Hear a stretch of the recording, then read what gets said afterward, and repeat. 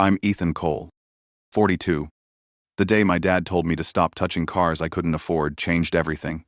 The air inside the Lamborghini dealership in Los Angeles smelled like money and polish, like dreams wrapped in leather. My father's voice cut through it sharper than the scent of the waxed floor. "Stop pretending you can afford this," he said. His words carried through the room, loud enough that a couple looking at a yellow Huracan turned their heads. I froze for half a second. Not because I was surprised, but because I'd heard it before. Too many times to count. I kept my hands in my pockets and looked straight at the car in front of me. It gleamed under the showroom lights. Perfect curves. Quiet power. I didn't touch it. I didn't need to give him more ammunition. Dad stood beside me. Tall but heavier now. His shirt tucked too tight around a stomach that once used to be muscle. He wore that same smirk that used to make me feel 10 years old again. Some people never lose their favorite weapon. His was humiliation. Behind him, my younger sister Megan raised her phone and laughed. She flipped her hair, angled her face for the perfect light, and snapped a selfie next to a used sedan parked in the corner. The cheapest car in the room. She grinned, her voice high and sweet like poison. "This one's more your style, Ethan. Maybe they'll let you test drive it if you promise to bring it back with gas." The salesman standing near us shifted awkwardly. He was young, probably late 20s, dressed in a gray suit too nice for the commission he made. He gave me a quick smile. The kind you give to someone caught in a family argument they didn't ask to join. His eyes darted between me and my father, unsure which of us to talk to. I could feel the weight of every stare in that showroom. People love a spectacle, especially when it's not theirs. My father thrived on it. He liked reminding me where I came from, where I should have stayed. He didn't believe in dreamers, only survivors. And I stopped being both in his eyes a long time ago. "You know," he said louder this time, tapping his fingers on the hood of the car. "When I was your age, I already owned my second truck, paid off, worked hard, didn't waste time chasing fantasies." I nodded once, keeping my voice steady. "Good for you, Dad." He chuckled. That low, dry laugh that used to follow every one of my failures. The kind that said, "I told you so," before I even started talking. Megan looked up from her phone and smirked. "Oh, come on, Ethan," she said. "What are we even doing here? You can't buy a coffee without a credit card decline. Remember, let's not waste this poor guy's time." The salesman's smile faltered. He opened his mouth, maybe to smooth things over, but thought better of it. He just nodded politely and stepped back, pretending to check his tablet. I wanted to tell her that I didn't come here to prove anything, that I'd stopped needing their approval years ago. But the truth is, part of me still remembered the kid who used to chase his father's approval like oxygen. That boy was buried deep, but not gone. He stirred now, somewhere behind my ribs. I looked back at the car. The sunlight from the glass wall hit the hood, turning the paint into molten gold. For a second, I saw my reflection on its surface. Not the broke college dropout my father still saw, but the man I'd become. Someone who'd crawled through the wreckage and kept moving. Someone who didn't owe anyone an explanation. Dad tapped the salesman on the shoulder. "Can we get the price tag on this one? My son wants to know how much he can't afford." The kid hesitated, eyes flicking toward me again. "Sir, these models start around $350,000, depending on configuration." Megan whistled. "350. That's like, how many lifetimes for you, Ethan?" I smiled. "Small and quiet. Depends on the life," I said. Dad frowned. "What's that supposed to mean?" "Nothing. Just thinking out loud." He shook his head, turning to Megan. "See, that's his problem. Always talking in riddles. Never doing anything real. Dreamers talk. Doers build." The words hit, the same way they always had. Sharp but dull from repetition. I'd built plenty. He just hadn't bothered to look. My phone buzzed in my pocket. I ignored it. The noise of the dealership blurred the soft echo of shoes on tile, the low hum of quiet engines waiting to roar, the synthetic scent of luxury. My father kept talking, bragging to the salesman about his old mechanical shop back in Dallas. How real work builds character. The salesman nodded politely. trapped between courtesy and discomfort. Megan leaned against a pillar, scrolling her phone again, pretending not to care but loving every second. She'd always been the golden child, the safe one, the daughter who did things by the book. I was the warning label. I took a slow breath and looked at the salesman. He caught my gaze, hesitated, then smiled nervously again. Something flickered behind his eyes. A moment of recognition, maybe. But he said nothing. "You should probably stop touching cars you can't afford," Dad said again, his voice low but still sharp enough for people nearby to hear. I looked at him, and for the first time in years, I didn't feel the familiar heat of shame, just clarity. He didn't know me anymore. Maybe he never did. I took a small step closer to the car, close enough to see the faint outline of my face reflected in its glassy surface. My voice came out steady. "I'm not touching it, Dad. I'm just looking." He crossed his arms. "That's all you've ever done, Ethan. Look." "Maybe," I said, still calm. "But sometimes looking is how you learn what's worth having." He blinked, surprised, not used to me answering back. Megan laughed again. Too loud this time. "God. This is embarrassing. Can we go?" The salesman looked from her to me, clearly unsure if he should say something. He checked his tablet again, frowning slightly as if something on the screen didn't match what he expected. His lips parted. But then he hesitated. I caught the motion, but didn't comment. Whatever he'd seen could wait. Right now, silence was the only thing I wanted. I turned away from them, hands still in my pockets, and walked a few steps toward the glass wall. Outside, the California sun burned bright against the pavement. The city alive with people who didn't know my story, who didn't care who won or lost inside this glass cage. The reflection of the showroom shimmered in the window. My father's figure behind me, tall and rigid. My sister's laughter faint but sharp. I let out a slow breath. Sometimes, it's easier to let people laugh. They tell you more about themselves that way. Behind me, my father said something I didn't quite catch, and Megan's heels clicked against the floor as she followed him toward the exit. The salesman stayed where he was, watching me for a moment longer, that uncertain look still on his face. I didn't look back. I just kept my eyes on the glass, on the cars reflected there, and on the version of me I saw between them. That was the moment I knew. Whatever came next, the story wasn't over. Not yet. Asterisk, asterisk, Chapter 2, asterisk, asterisk. I remember the smell of oil and metal before I remember anything else. It was the smell of the old garage behind my parents' house in Dallas, Texas. My father's tools were still hanging on the wall back then, lined up like soldiers. I used to think those tools were the mark of a real man. By the time I was 24, I thought building something with my own hands would make him proud. Turns out I was wrong about that too. Back in 2010, the Texas heat was merciless.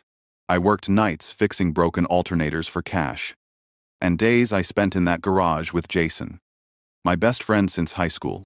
He had a quick grin, a slower temper, and a head full of ideas, even crazier than mine. We were both broke, both convinced we could build a better battery for electric cars. Everyone laughed at us. Everyone except my mom. She would show up every evening after work, still wearing her art teacher's apron, holding 2 bottles of water like they were trophies. "You boys eat today?" she'd ask. We'd lie every time, and she'd shake her head, then leave sandwiches on the workbench. She'd smile at me and say, "You know, Ethan, the world needs people who try even when no one claps." I can still see the way the light hit her hair that day when she said it. Gold against the dying sun. I didn't know then how much I'd hold on to that memory. My father hated that garage. He'd walk past it like it was a mistake attached to the house. Sometimes he'd come in just to remind me that dreams didn't pay bills.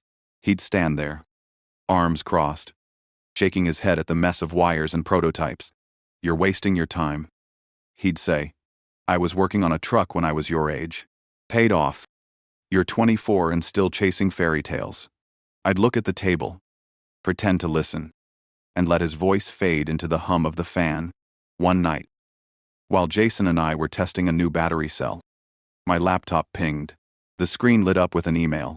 Subject line, "Proposal for collaboration." It was from a company in Italy. I thought it was a scam. I laughed. Said to Jason, "Maybe someone's offering me a lifetime supply of pizza." He laughed too. But we read it anyway. It was short, formal, and signed by a man named Luca Moretti from Automobili Vieri, a small but promising European automaker. They wanted to talk about a potential partnership for next-generation batteries. Jason whistled. "Dude, this could be huge." I shrugged, not wanting to sound naive. "It's probably nothing." "Still," I replied. Just one email. That night, I barely slept. I kept picturing a car with our battery inside it, crossing a highway at sunset. Our names on the patent. Mom came in the next morning with coffee. "You didn't sleep again, did you?" she said softly. I smiled and told her it was worth it. She looked at me like she saw something my father never did. "You get that look from me," she said. "Dreamers run in my side of the family." She said it with pride. My father heard it later and called it a curse. A few weeks passed before the email turned into a phone call. Luca spoke with that smooth Italian rhythm, confident and polite. He said our design was unlike anything they had seen, and he wanted to fly to Texas. I hung up, heart racing, staring at Jason like we'd just found the golden ticket. We worked non-stop. We fixed the design flaws, ran tests, burned through every cent we had on better materials. There were nights I slept in the car with my laptop on my chest, just to stay close to the work. Jason used to joke that if the prototype didn't work, at least we'd invent a new kind of insomnia. Then came the meeting. Luca arrived in a gray suit, shoes too shiny for our dusty garage. He walked around, took notes, asked sharp questions. When we showed him the demo, his eyes lit up. "Brilliant," he said. "You've built the future." After he left, Jason and I celebrated with cheap beer and cold pizza. We didn't know how to feel. Hope feels like hunger when you haven't eaten in a while. 2 weeks later, a lawyer called. Luca wanted to partner through Voltage Motors, a fast-growing tech company from California that had ties with European investors. They offered a contract that sounded like salvation. Licensing fees, royalties, everything we'd dreamed of. Jason was skeptical, but I was tired of hearing no. We signed. When I told my father, he didn't congratulate me. He didn't even look up from his newspaper. "You think one fancy contract makes you a man," he said. "Try paying a mortgage before you brag about saving the world." I wanted to yell, to make him see what I'd done. But I didn't. I just nodded and went back to the garage. Mom waited there, smiling, proud in the quiet way only mothers know how to be. "You did it," she said softly. I told her it was just the beginning. Looking back now, it was. I just didn't know how short that beginning would be. For a while, everything felt right. Jason and I flew to California for meetings, met the Voltage team, toured their labs. They treated us like visionaries. Calvin Ross, their CEO, was charming, confident, the kind of man who made you believe he could turn anything to gold. He shook my hand and said, "Ethan, this is going to change the world." I wanted to believe him. I needed to. When I got home, Dad barely said a word. Megan posted online about her brother, the scientist. Half proud, half mocking. Mom baked a cake with blue frosting that said, "Keep building." That night, as I closed the garage door for what I thought would be the last time, I caught myself staring at the tools on the wall. My father's old wrenches, the hammer with the cracked handle, the same ones I used to hate. I thought maybe one day he'd walk in and finally say he was proud. He didn't. Instead, a week later, he handed me a job listing from the local mechanic shop. He said, "In case your dream doesn't pay rent." I smiled, folded the paper, and tossed it in the trash. Mom came in after he left. She looked tired, eyes softer than usual. "Ethan, don't be too hard on him," she said. "He's afraid for you." I told her I wasn't the one afraid anymore. Outside, the crickets buzzed under the Texas sky, and the air smelled of oil and heat and something like hope. I didn't know then that hope could burn hotter than gasoline. And when it runs out, it leaves smoke that never really clears. By the summer of 2015, I thought we were finally standing on solid ground. Voltage had taken our prototype, refined it, and promised production within the year. Jason and I were working out of their lab in Palo Alto. Real offices. Real equipment. No more duct tape and sleepless nights in a garage. For the first time, I could almost taste success. Calvin Ross, the CEO, was a showman. He walked through the building like he owned the air itself. He'd slap my shoulder and say things like, "Ethan, this battery is the next big leap. You'll thank me when your name's in Forbes." I didn't care about magazines or spotlights. I just wanted the patent filed. Our names on it. Our work protected. One morning, Jason came into my office looking pale. He tossed a folder onto my desk and said quietly, "Have you seen this?" Inside was a patent document. My design. My equations. My diagrams. Only one problem. My name was nowhere on it. At first, I thought it was an oversight. Mistakes happen.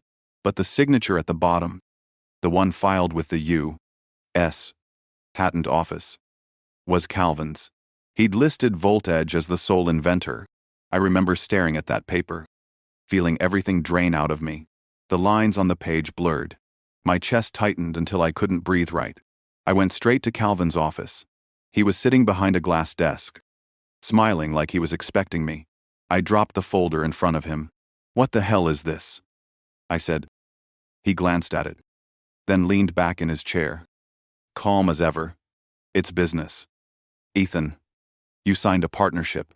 Everything created under Voltage belongs to Voltage. That's how innovation works. That's theft." I said. He shrugged. "Call it what you want." The investors wanted clean ownership, no small names cluttering up the paperwork. I felt the heat rise behind my eyes. "You promised me credit." He smiled, small and smug. "I promised you opportunity. You got that." I wanted to hit him. Instead, I turned and walked out, my hands shaking so badly I could barely open the door. Jason caught me in the hallway, asked what happened, and when I told him, he cursed under his breath. "We'll fight it," he said. "We'll sue. We didn't have money for that. Not then." Within a month, Voltage cut us loose. The lab badges stopped working. Our emails were deleted. The press release went out a week later. Voltage unveils breakthrough EV battery design by CEO Calvin Ross. The photo showed him standing beside a prototype I'd built with my own hands. Jason's name wasn't there either. We sat in a diner that night, both staring at cold coffee. Jason looked at me and said, "You know what hurts the most? Not that he stole it, that we trusted him." I didn't answer. I couldn't. When I went home to Dallas, my father didn't even look surprised. He sat in his recliner, reading the paper. "So it's over," he said. I dropped my bag by the door. "It's not over." He lowered the paper just enough for me to see that smirk. "Ethan, you built castles on sand. The tide came in. You can't blame the water." I bit my tongue, nodded once, and walked past him to the kitchen. My mom wasn't there. The chair she always sat in looked smaller somehow.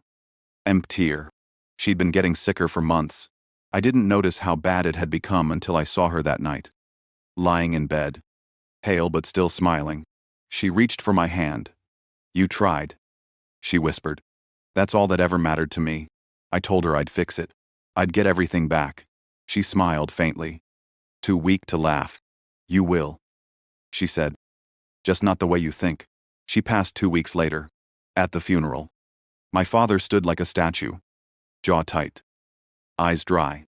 Megan cried quietly, dabbing at her face with designer sunglasses perched on her head. I felt nothing at first, then everything all at once. After the service, Dad found me by the parking lot. "She believed in you," he said, voice low, more than she should have. Then he turned and walked away. I wanted to scream at him, to make him understand what he'd lost, what we'd all lost. But the words wouldn't come. I just stood there until everyone was gone. That night, I sat in the garage again. The same tools on the wall. The same smell of oil and dust. Only this time, the silence was heavier. Jason called once. Said he'd been offered a job in Detroit. I told him to take it. He didn't argue. The next morning, I opened the laptop and pulled up the patent documents. I printed them out, every single page, and spread them across the floor. My name should have been on those pages. Instead, it was a reminder of how easy it was for someone like Calvin to erase someone like me. I spent weeks researching copyright law, intellectual property disputes, filing procedures. I didn't have money for lawyers, but I had time, anger, and a reason to learn. I built a case in silence, word by word, evidence by evidence.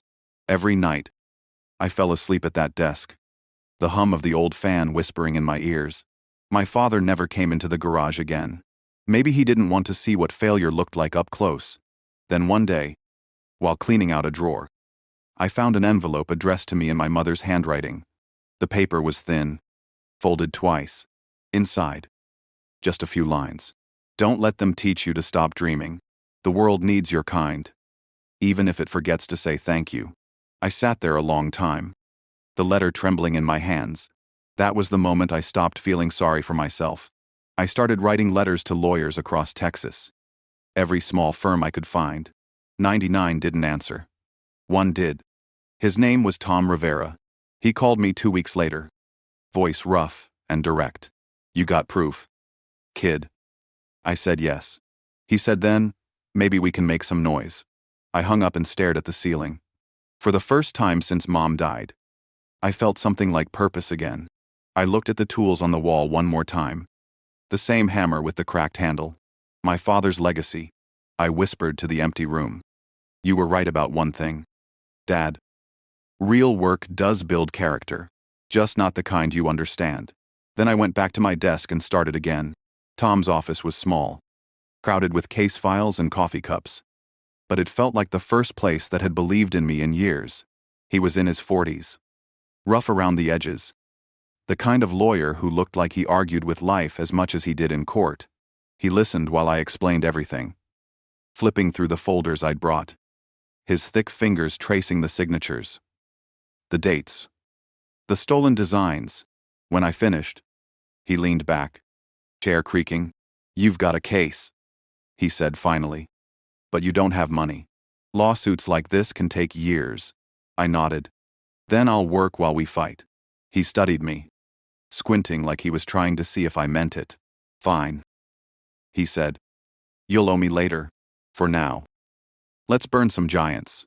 The lawsuit began quietly. Letters, paperwork, endless filings that all looked the same, but each one carried a piece of my anger. I picked up side jobs repairing generators and doing small electrical work to stay afloat. My father didn't call. Megan sent one text that said, "You're wasting your life, Ethan." That was it. Some nights, I'd come home to the apartment I was renting in Austin and stare at the wall, wondering if it was all pointless. Then I'd take out my mother's letter, read it again, and remember why I'd started.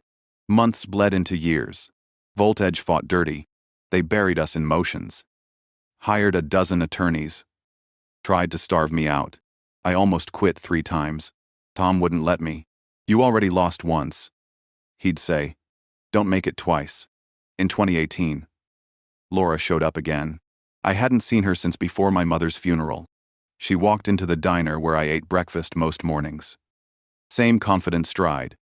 A business suit instead of the sundresses she used to wear. She sat across from me without asking. You look like hell, she said. I laughed. Dry. Good to see you too. She slid a folder across the table. I work for a financial firm now. I can help you get funding for the case.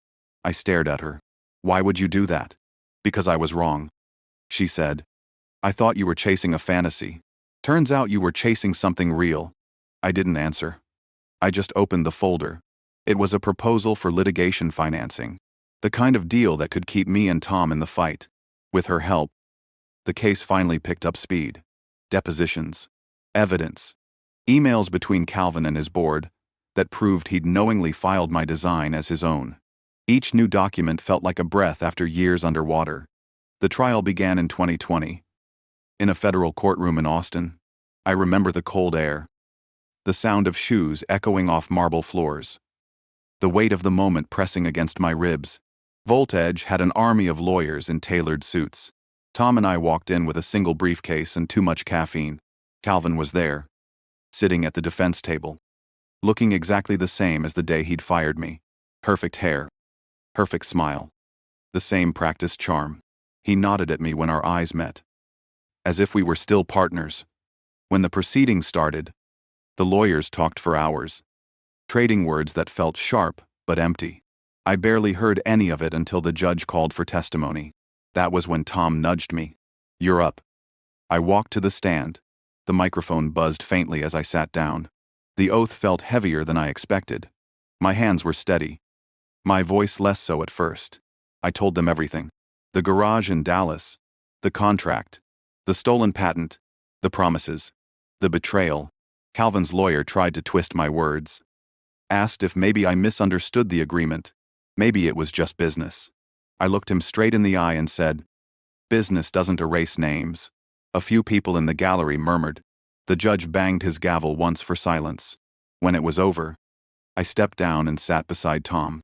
He whispered, "You did good, kid."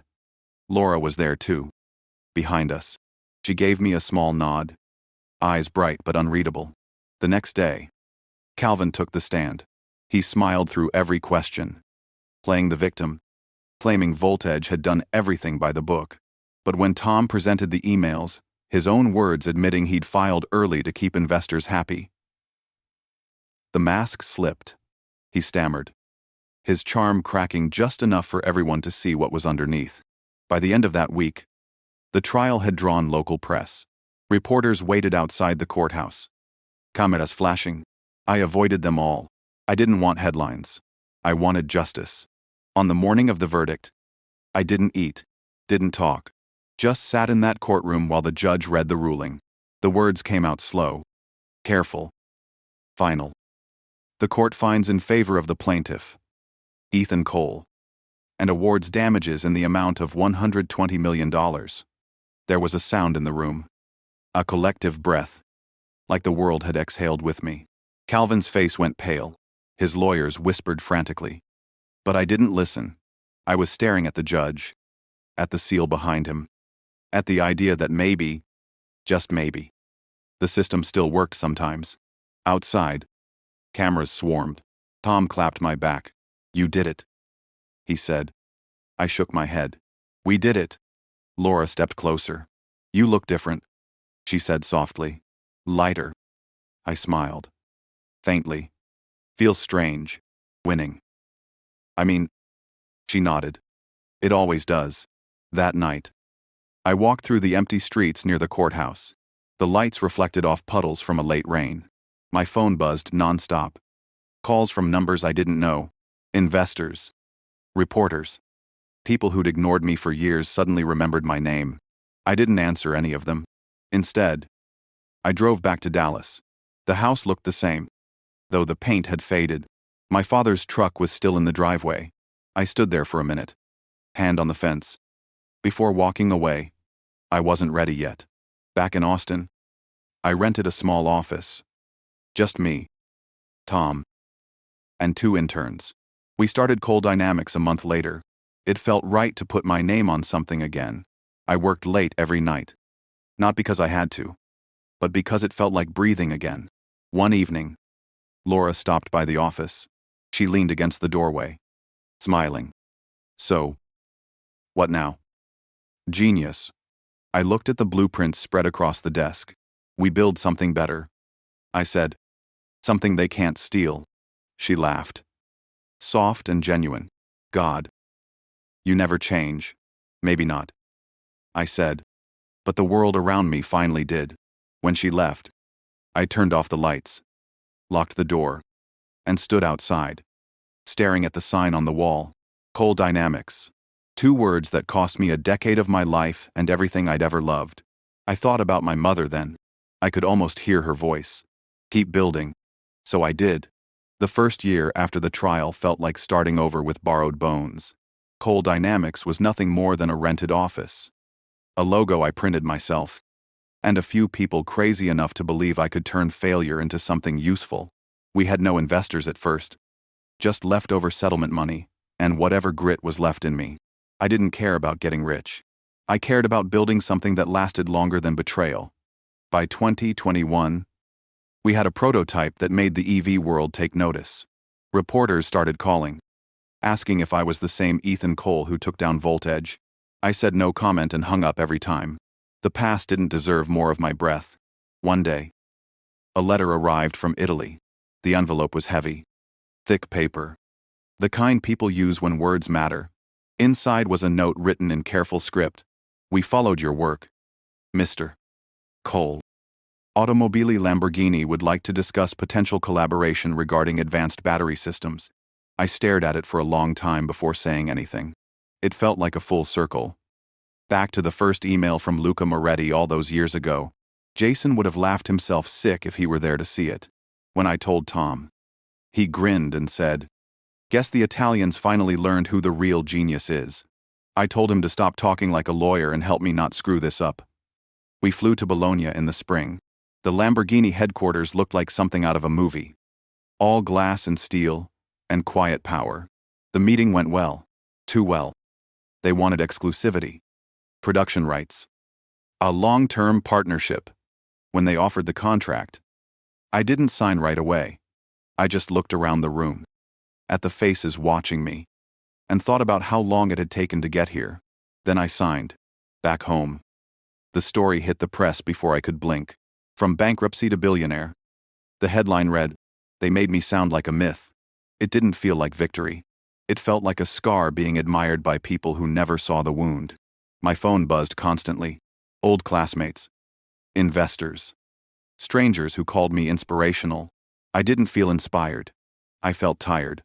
Laura handled the interviews, smiling for cameras that I couldn't stand to face. She looked comfortable in the spotlight, calm and sharp.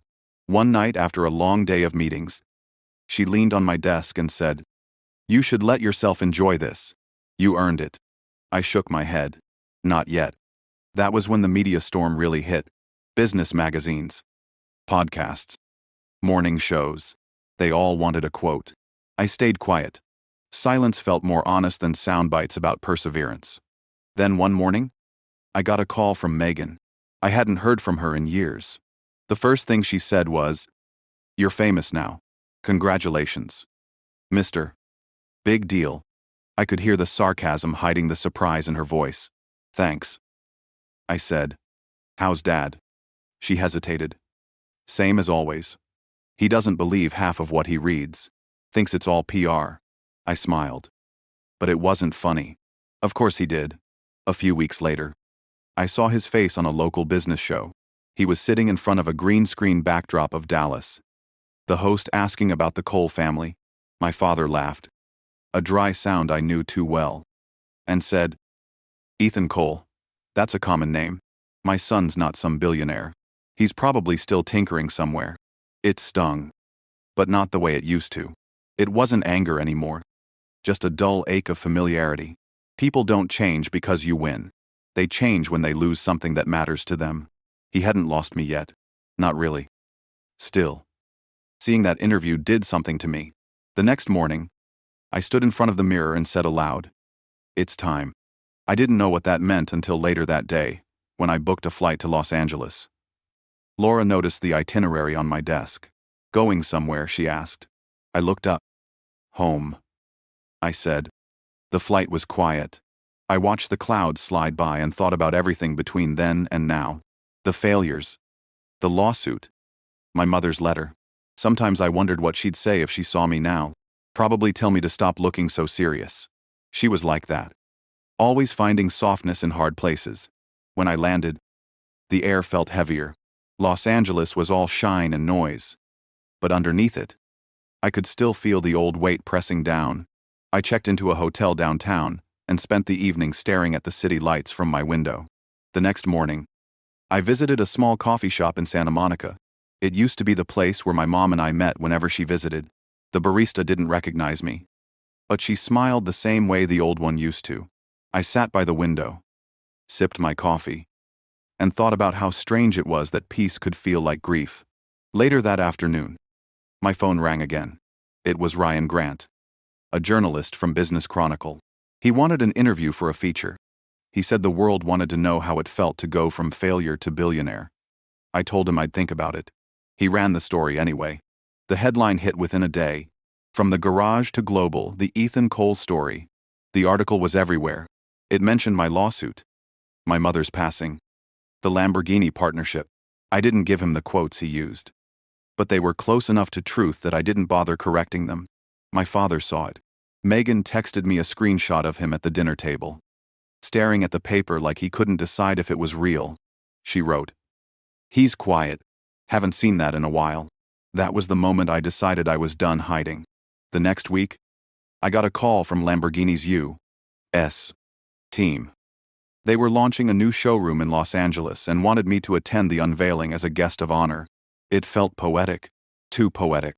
I hesitated, then said yes. That night, I stood on the balcony of the hotel, the city stretching beneath me. Somewhere out there was the man who taught me to stop dreaming, the man who'd never once said he was proud. And for the first time in my life, I wasn't angry anymore. I was ready. When I went to bed, I could still hear my mother's voice in my head. "You don't need to shout, Ethan. One day, the world will speak your name for you." She was right. The invitation was supposed to be a quiet appearance, a handshake, a photo I could ignore later. Instead, I was standing under lights that made the cars look like animals ready to move. My father's voice still echoing in my head from years of training, and the city pressing against the glass like it wanted a better view. Mark hovered a few steps away, the salesman with the polite smile that had cracked around the edges. He kept glancing down at a tablet he was holding like it had started telling him a story he did not want to believe. My father shifted beside me, arms crossed, the same posture he used to take at my high school games when I missed a shot. Megan leaned on a pillar and checked her phone, smirking like she had paid for the lights. I took one more breath and turned from the glass. The showroom hummed. Engines slept under hoods. Shoes clicked on tile. Somewhere, a clipped laugh. I started to walk, slow and steady, and Mark looked up fast, as if waking. "Mr. Cole," he said, barely above a whisper, and then a little louder because his job required it. "Mr. Cole, may I confirm something?" My father looked at him like he had just grown a second head. Megan rolled her eyes. The people near us went silent in that way strangers do when they sense a moment that might be worth telling later. "Go ahead," I said. Mark swallowed and tapped the screen. He straightened his tie that did not need straightening. "Sir, your Huracan Performante has been detailed and moved to the back lot. Our delivery team wants to know if you prefer to have the keys couriered to your penthouse in Malibu or your beach house in Santa Barbara." The room did not breathe. A second stretched until it felt like a minute. Megan's phone slid in her hand and clattered against the tile. My father blinked, then blinked again, like his eyes were trying to reboot the world. "What did you just say?" he asked, each word heavier than the last. Mark flinched, then found a pocket of courage. He kept his eyes on me. "We also have a second delivery scheduled next week. Aventador Roadster. That one is set to be handed off at your Austin office." He hesitated, then added, "Congratulations, sir." My father's jaw tightened until the muscle jumped. He looked at me like I had committed a crime in front of him. Megan bent to grab her phone with stiff fingers. A couple by the yellow car traded looks. "This is some kind of mistake," my father said. He pointed at the tablet with a sharp finger. "Check your system again." Mark tapped nervously, then turned the screen so only I could see. My name sat there like it had always belonged. Next to it were addresses I knew better than my own reflection. Malibu, Santa Barbara, the Austin office that smelled like coffee at 6 in the morning and metal by noon. He turned the screen back, cleared his throat, and lowered his voice. "Everything is in order, sir." Megan found her voice first. "Since when do you have anything in Malibu? Since when do you have anything anywhere?" "Since the day I stopped asking permission," I said. My father ignored that. He took a step toward me, heat rising off him like asphalt in July. "If this is some stunt," he said, "I am not impressed. You cannot rent respect. It does not come with a paint job." I looked at the car in front of us. It was beautiful. "Sure," But it was not the point. I turned back to him. I did not bring you here to be impressed. Dad. You brought yourself. He did not like that answer. He drew breath to fire something back. Something that would make the blood in my ears pound. But Mark interrupted with the kind of panic only a customer-facing disaster can create. We can take you to the vehicle now. Mr. Cole. He said. It might be more comfortable on the lot. He meant it would be more private. If privacy existed under a sky full of eyes. I nodded. That sounds good. Megan stood there. Frozen. Dad did not move. Come on. I said. My voice level. If you are going to be angry, at least be angry in fresh air. He stared at me for a long beat. Then turned on his heel with that old military efficiency. The one that used to make me stand straighter, whether I wanted to or not. He walked ahead like he was leading. Not following. The way he has always preferred to see the world. Megan fell in behind him, muttering that her heels were not made for this. Mark motioned to a side hallway that led toward the delivery bay. As we walked, the sounds of the showroom thinned until all I could hear was the soft squeak of rubber on polished floor and my own breathing. I asked Mark how long the car had been ready. Since this morning. He said. The team wanted to surprise you at the unveiling tonight. He risked a small smile. I guess they got what they wanted. My father did not speak. He kept his eyes forward. Shoulders rigid. Hands in fists that looked too familiar. We reached a set of glass doors and stepped into sunlight that felt like a new climate. The lot smelled like warm asphalt and tire. A line of cars sat in the shade of a steel awning. Each one quiet and bright enough to hurt. There it is. Mark said. The Huracan waited a few spaces down. Paint a deep metallic that drank the light and gave it back in small explosions. The stance of it made something in my chest settle. It looked like motion even at rest. Megan stopped walking. No words came out. She lifted a hand like she might touch it, and then let the hand fall. Dad's steps faltered. Just once. Just enough to tell the truth about what was happening behind his eyes. I can explain the delivery options. Mark said. Eager to be useful. To move the moment forward. We can keep it here for as long as you need. We can also process registration through your office manager in Austin. He glanced at me again. Or with your assistant. We have worked with her before. He was doing his best to give us privacy in public. I appreciated that. I thanked him without looking away from my father. Dad stared at the car. Then at me. His voice came out low. How? The old answer would have been a defense. A rushed accounting of hours. Of lawsuits. Of nights where air tasted like failure. The new answer was simpler. Work. And luck when it showed up. And the right people when I finally learned to listen. He shook his head. Not convinced.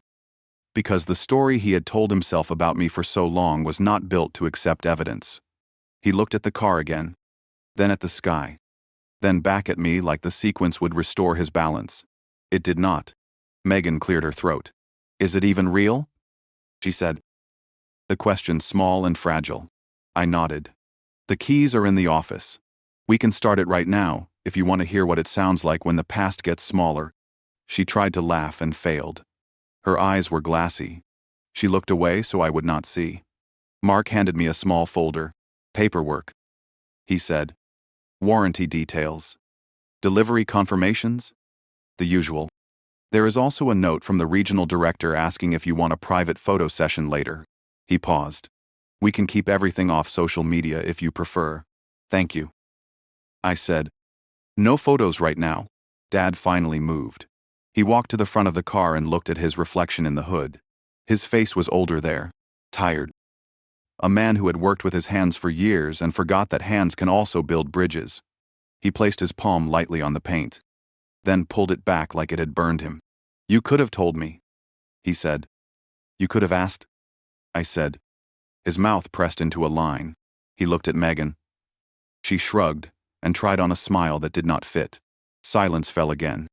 Heavier this time. Not the empty kind, but the kind that means something new is forming. Mark excused himself to fetch the keys and give us a minute. The moment he disappeared, the air changed. Without a witness, my father's shoulders dropped a fraction. He did not apologize. I did not expect him to. He simply stood there. And for once he did not fill the space with a lecture. When Mark returned, he held the fob like it was an award. He placed it in my hand with a small nod, then stepped back. The metal was cool against my skin. I clicked the unlock and the lights blinked. A soft acknowledgement. "Do you want to hear it?" I asked. Megan nodded before Dad could speak. He did not object. I walked to the driver's side and opened the door.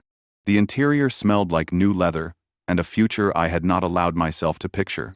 I sat, pressed the start button, and the engine woke in a way that felt less like noise and more like a declaration. The sound filled the bay, rolled out across the lot, bounced back from the wall like something living. Megan clapped a hand over her mouth. Dad closed his eyes for a second. Just one. And then opened them again with something like acceptance fighting its way in.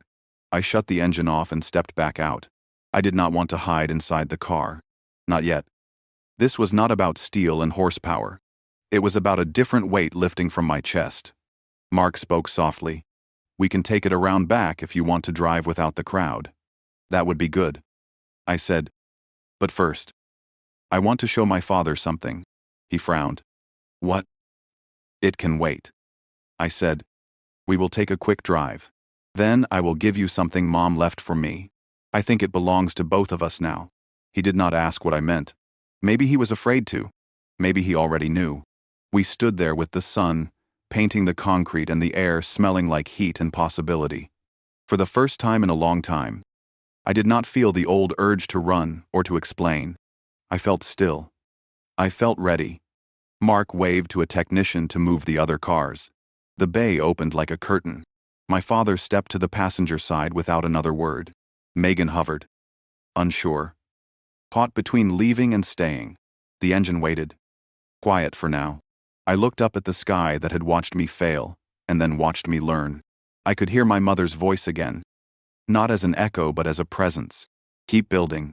I held the fob, felt the weight of it, and nodded once to no one in particular. Then we moved toward the open light.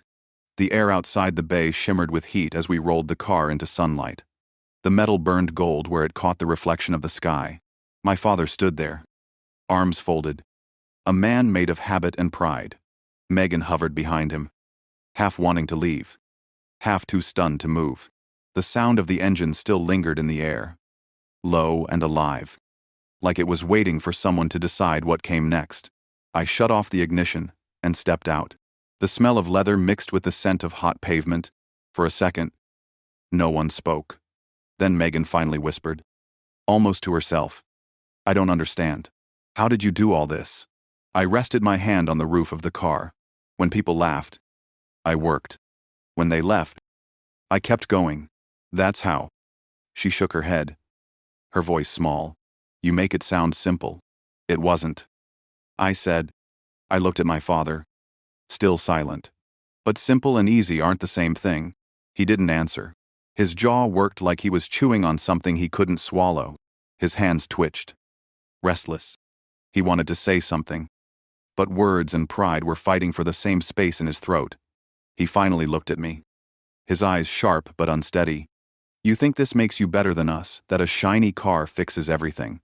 It doesn't fix anything," I said quietly. "It just proves I wasn't broken." That landed harder than I expected. His expression shifted. Not anger. Not shame. Something in between. He looked away first. Megan took a few steps toward the car, running her fingers near the mirror but never touching it. "I used to think you were crazy," she said softly. "Guess maybe you still are. But," she trailed off, eyes flicking to our father, "maybe crazy isn't such a bad thing." The wind picked up, hot and dry, somewhere behind us. Mark was pretending to check paperwork, giving us space. I turned to the trunk, reached inside, and pulled out a small envelope. It was worn, the edges soft from years of being folded and unfolded. My father's eyes followed it like it was a ghost. "What's that?" he asked. "Something Mom left me," I said. "I found it cleaning out the house. She wrote it after the last time she saw you two argue about me." He froze. Megan's head snapped toward me. I held the letter out to him. "You should read it." He hesitated, then took it like it might explode. His hands trembled slightly as he opened it. The handwriting was faint but steady. He started reading aloud, his voice uneven. Don't judge your son by the size of his failures. He carries your fire. Even if he burns in different ways. Be patient. You'll see what I mean. He stopped reading. The silence that followed was heavier than before. His thumb brushed over the signature at the bottom. He didn't look at me when he folded it back up. She always had a way with words. He said quietly. She did? I said. And she saw things before anyone else did. He swallowed. Eyes distant. Maybe I didn't want to see. The honesty in that moment hit harder than any insult he'd ever thrown. For the first time. He sounded human. Not just hard. Megan looked between us. Confused. Like she didn't recognize the man in front of her. Dad turned the letter over in his hands. Staring at it as if the ink might rewrite time, he finally said, She loved you more than I understood. Maybe because you reminded her of what scared me most. What's that? I asked. Failure. He said. You weren't afraid of it. I spent my whole life running from it. The air felt still. For a long time, none of us spoke. The city buzzed somewhere beyond the walls. A faint hum under the sound of wind. Megan leaned against the side of the car. Arms crossed. Voice softer than I'd heard in years. You two sound like strangers, trying to figure out if you used to be family. Maybe we are. I said. But at least we're talking. She let out a shaky laugh. That's a start. Mark reappeared by the door, clearing his throat. He didn't interrupt. But the look on his face said everything. He'd seen moments like this before. Families patched together by timing and shock. My father handed me the letter back. Keep it. He said. I don't deserve it. You're wrong. I said. You do. It was meant for both of us. He didn't argue. He just nodded once. Like he was too tired to fight anymore. We stood there as the sun dipped lower. The heat finally easing. Shadows stretched across the lot. Long and thin. For a moment, I thought about how many years had passed since the last time we stood still in the same place without shouting. Megan's phone buzzed again. She ignored it this time. I could see in her face that something had shifted. The arrogance was still there. But now it looked like armor that didn't fit anymore. I think I'm going to head home, she said. Her voice cracked halfway through the sentence. You two should talk more. She didn't finish the thought. She turned toward the exit, her heels clicking against the pavement until the sound disappeared. That left just me and my father, and the hum of the city settling into evening. He watched her go, then turned back to me. I didn't know you were doing all this. He said. I know. I said. You never asked. He opened his mouth, then closed it. The wind carried the smell of gasoline and the faint sweetness of fresh wax. He stared at the car again, then at me. You did it without help, he said finally. Without mine? I nodded. Without anyone's permission. He let out a sound that was half a laugh, half a sigh. I don't know if I should be proud or scared of that. Be both. I said. It's more honest. That earned a real laugh from him. Small but genuine. He rubbed the back of his neck. Eyes softer now. You always had your mother's stubbornness, he said. I used to think it would break you. It did. I said. But that's how you find out what you're made of. He looked away, the edge of guilt still clinging to his posture. Then, almost too quiet to hear, he said. I'm sorry. I didn't rush to respond. The words hung there, fragile. I thought about all the times I had imagined this moment. What I'd say if it ever came. In the end, I just said, I know. We stood side by side, watching the light fade over the car. The city turning from gold to steel. The sound of an engine starting somewhere nearby filled the air for a moment before fading again. He asked. So what now? I smiled. Just a little. I drive you home. Maybe. Or maybe we just drive until we stop needing to talk. He nodded. Eyes on the horizon. Maybe that's enough. I looked down at the letter in my hand, then slipped it into his jacket pocket. Keep it safe, I said. She'd want that. He didn't answer. He just closed his hand over the pocket. A small motion that said more than words could. The air cooled. Somewhere above, the lights in the showroom flicked on, catching the last reflections of daylight on the car's surface. I glanced at the glass doors where Megan had disappeared. Then at my father. For once, there was no anger left between us. Only what might come after. When I turned the key again, the engine came alive. Quiet but sure. He climbed into the passenger seat without a word. I looked at the road ahead, then at him. He nodded once. We rolled forward into the last stretch of sunlight. The road opening in front of us like a clean page waiting to be written. The road cut through the hills, wide and smooth. The kind of highway that made silence feel like conversation. The engine hummed beneath us. Steady and calm. Not loud like it was showing off. Just alive. My father sat in the passenger seat, one hand on his knee, eyes fixed on the horizon. We had driven 20 minutes without saying much. That was fine. The quiet between us felt new. Not heavy like before, but open. The city faded behind us, replaced by the soft sprawl of the California coast. The sky hung low, streaked orange and pink. I rolled the window down and let the wind rush in, carrying the smell of salt and something like peace. My father finally spoke. "I used to drive like this when you were a kid," he said. "Before things got complicated." I smiled faintly. Things were always complicated. We just didn't know it yet. He chuckled. The sound dry but warm. "Maybe you're right." He turned his head toward the window, watching the coastline slide by. "You know, I always thought success would make you forget us." I kept my eyes on the road. Success didn't change what mattered. It just changed what I tolerated.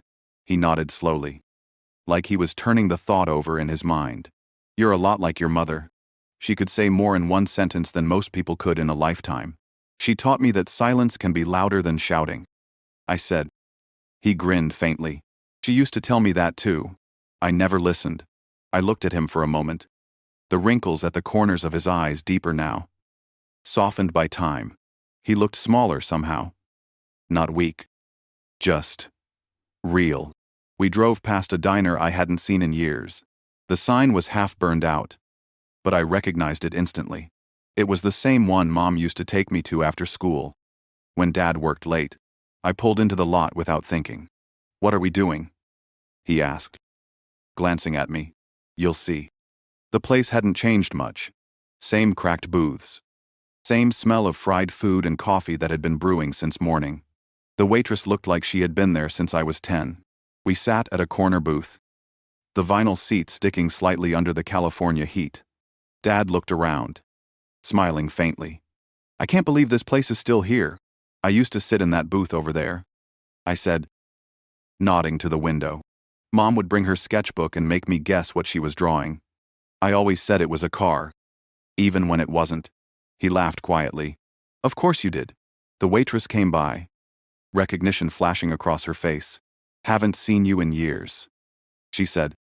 "You're the Cole kid." "Right. That's me," I said, smiling. She glanced at my father. "You two look like you've seen some miles." "You could say that," he said. We ordered coffee and pie. When the waitress left, he leaned back in the booth, exhaling slowly.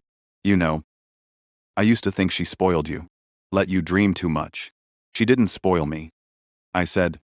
"She just believed in what you didn't understand." He stared at his coffee cup. "I understand now. Too late. Maybe. But I do."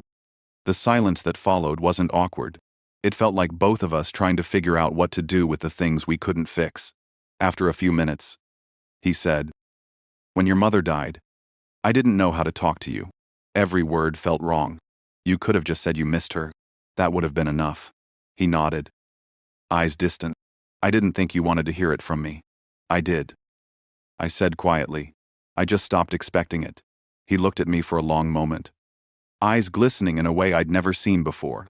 "I thought being tough would make you stronger. I didn't realize it would make you hate me." "I didn't hate you," I said. "I just stopped needing you." That hit him harder than I intended. He swallowed, his hands tightening around the coffee mug. "I deserve that. Maybe," I said. "But we're here now. That's more than I expected." He smiled. "A small, tired thing. You know, your mom used to say, I'd regret the day you stopped needing my advice." Guess she was right. She usually was, I said. He laughed softly. She would have loved this. Seeing you like this. I looked out the window. The sunset bleeding into the ocean. Yeah. I said. She'd probably tell me to buy something practical instead. He laughed harder this time. God.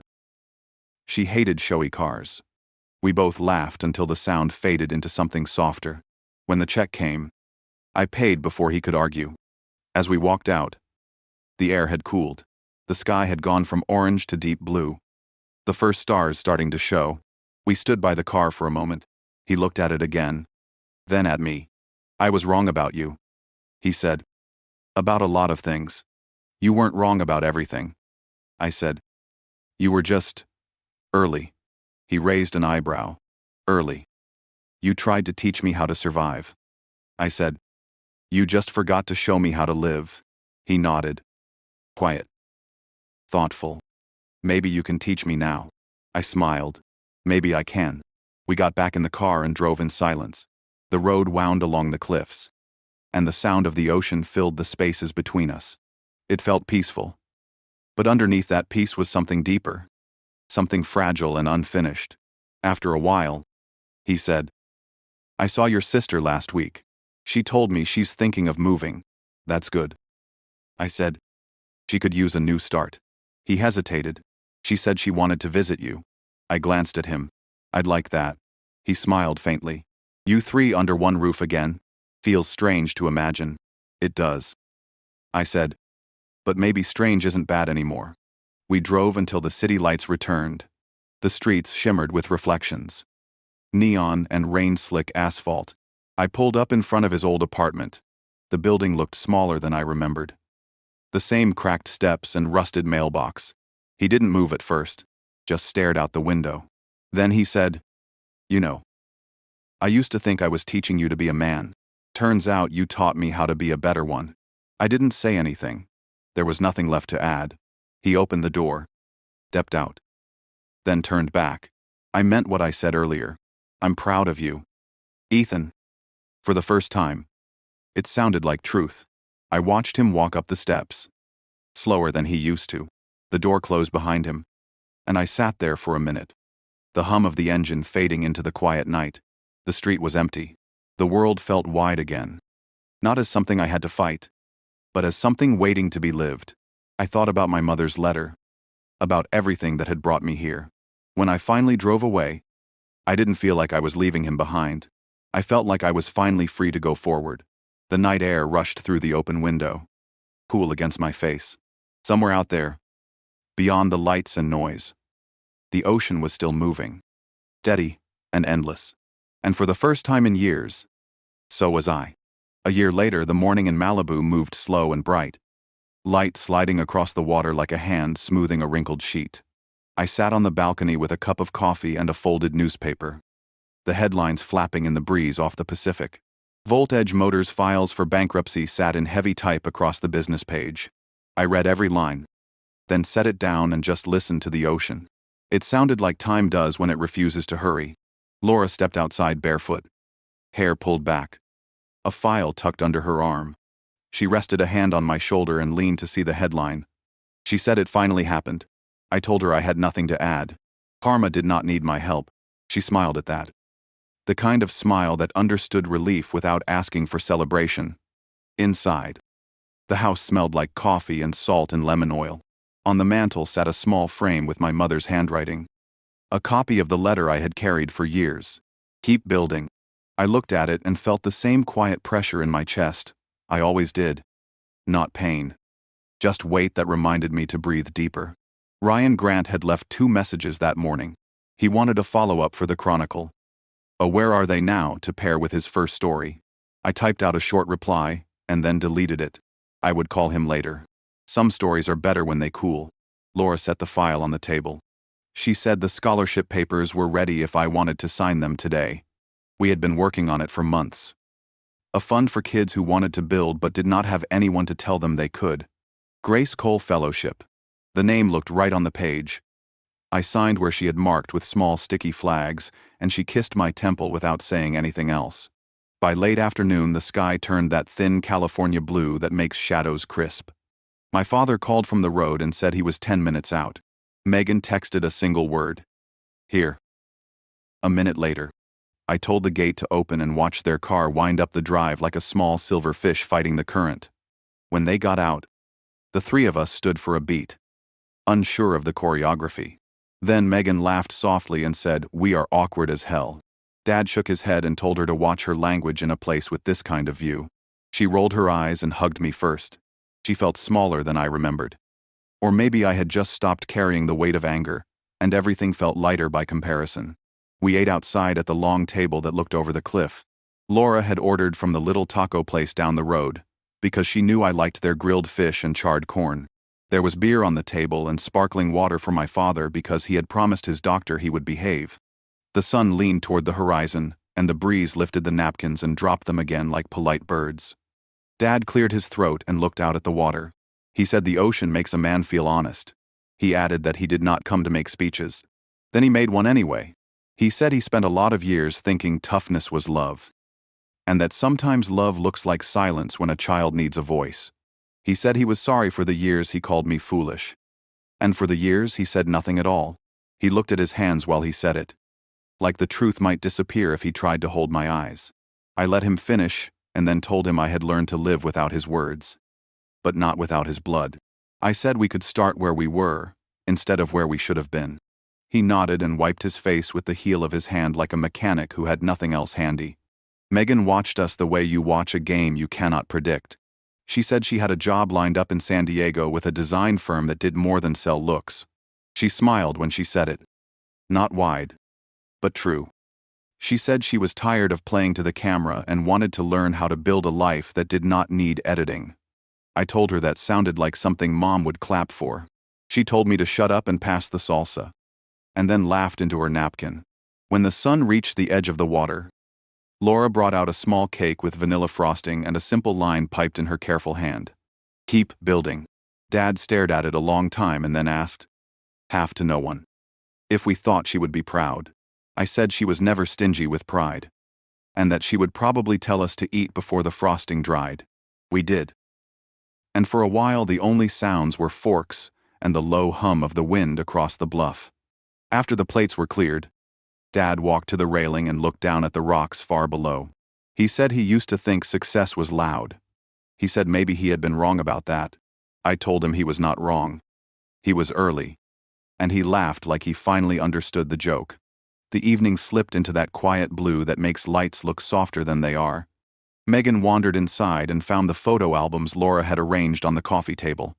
She called us in and we sat together on the floor, flipping pages that smelled like old plastic and long summers. There I was with a missing tooth and a scraped knee, standing next to a science fair project that leaned, grinning like it was straight. There was my father with a full head of dark hair, holding me in one arm and a socket wrench in the other.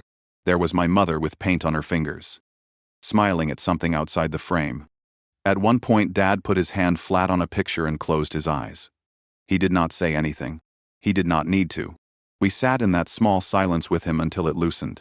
They stayed longer than I expected. When it was time to go, Megan hugged Laura and whispered something that made Laura smile.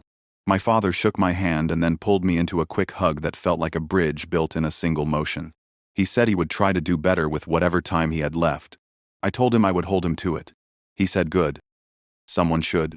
When their taillights disappeared down the drive, the house was full of a comfortable emptiness.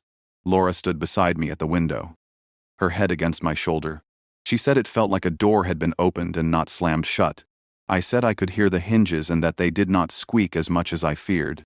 Later, when the sky was almost black and the moon laid a silver road on the water, I took the car out and eased it onto the highway. The engine settled into a low, steady rhythm, and the coast slid by. Lights scattered like small fires. I passed the diner where Dad and I had sat, the coffee shop where Mom used to draw, the little stretch of beach where the waves come in crooked on windy days.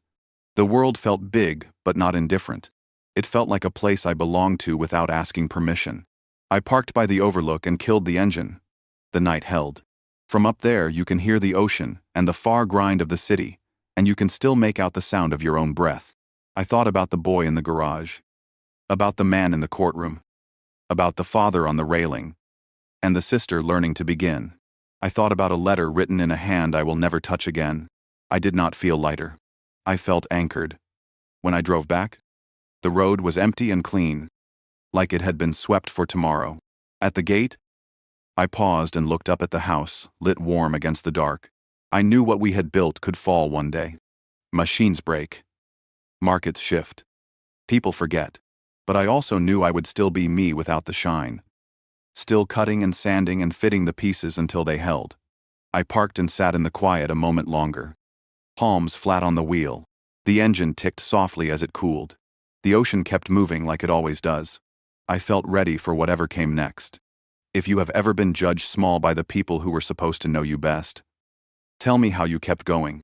Tell me where you found your next step. Share it, so someone who needs it tonight can see there is another page after this one.